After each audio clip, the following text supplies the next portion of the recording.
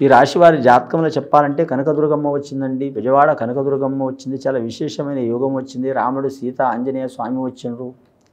ఇక మకర రాశి వారి జాతకంలో చెప్పాలంటే మాత్రం వీరి పేరు మీద మాత్రం ఆదాయం ఖర్చు సరిసమానం ఉంటుందండి. వీరి జాతక బలానికి జ్యోతిష బలంలో 14 ఆదాయం 14 ఖర్చు ఉంది. సాయం చేసేవారు 4 అయితే ఇబ్బంది పెట్టేవారు 5 ఉన్నారండి. వీరి జాతకంలో చూడాలంటే ఎల్నాటి శని ప్రభావం చాలా వరకు ఉందండి. లాస్ట్ ఘడియలో ఉందండి ఎల్నాటి శని ప్రభావం.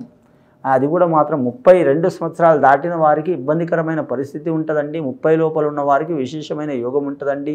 ఇక పుట్టిన ఘడియ మంచిగా ఉంటే అలాగే మాత్రం గజకేశ్వరి యోగం వారికి లక్ష్మీకళ యోగ బలం ఉంటే శని మంచి కూడా చేసే అవకాశం ఉంటుందండి. చాలామంది ఎల్నాటి శని ఎల్నాటి శని అనగానే చాలా భయపడతారు, బాధపడతారు, తిట్టుకుంటారు. కానీ మాత్రం శని ఇచ్చినంత మంచి యోగం ఎవరికి ఇవ్వరండి. ఏ రాశి వారికైనా శనేశ్వరుడు మాత్రం న్యాయపరంగా ధర్మపరంగా మాత్రం ఒక దారి చూపించే గ్రహం అండి.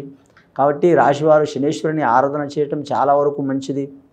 ఉత్తరాషాఢ నక్షత్రం వారు ఇబ్బందికరమైన పరిస్థితి ఉంటుందండి. వారి జాతక బలానికి తనొకటి తెలిస్తే దైవం ఒకటి తలిచిందన్నట్టు. కానీ వారికి అడగడుగున ఆటంకాలు కలుగుతాయండి. ధనిష్ఠ నక్షత్రం వారికి విపరీతమైన యోగం బలం ఇబ్బంది ఉంటుందండి.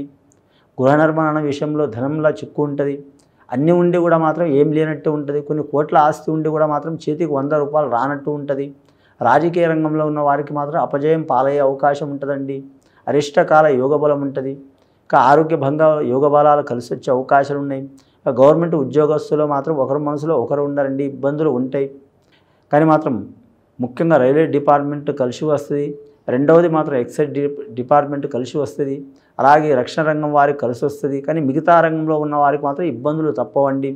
అలాగే వీరి జాతక బలానికి చూడాలంటే మాత్రం ముఖ్యంగా ఈ రాశి వారు మాత్రం శనేశ్వరుని పూజ చేపించుకోవడం, శనేశ్వరుని శాంతి చేపించుకోవడం, అలాగే వీరి జాతకానికి మాత్రం గోదానం చేయటం చాలా వరకు శుభకరం ఉంటుంది. ఇది విని చూసి ఆచరించే వారికి గొప్ప ఫలితాలు కలిసి వస్తాయండి. శుభం భూయ.